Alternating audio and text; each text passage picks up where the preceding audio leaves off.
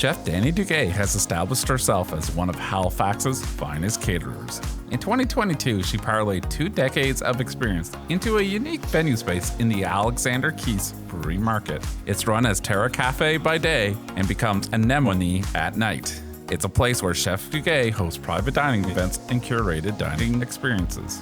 I asked Chef Dany about what inspired her to make a career as a chef. I consider myself really lucky because I've just always known that I want to be in cooking. Since I was a little kid and I had an easy bake oven, that cliche, I just knew this is what I wanted to do. And on top of that, I've always been fascinated with being self-employed and working for myself. So I kind of was on this trajectory from the time that I was really young. I started working in kitchens by the time I was 13, 14, and that's all I've done ever since.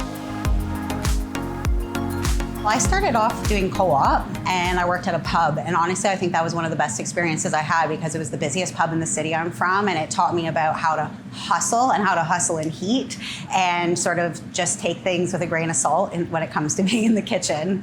The restaurant industry, in particular kitchens, were long dominated by men.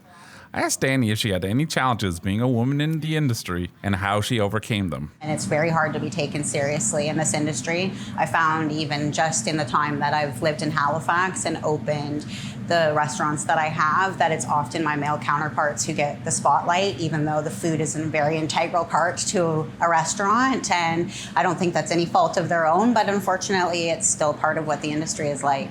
The vibe that I get working with my staff, who are, as of right now, almost the entirety of my staff at Anemone are male, and the respect that I get from men in the kitchen I find a lot different than it used to be, for sure. I think it's making everybody else understand in the outside world. Now, Chef Dany is joined by a number of strong and talented women chefs and other hospitality professionals in Halifax.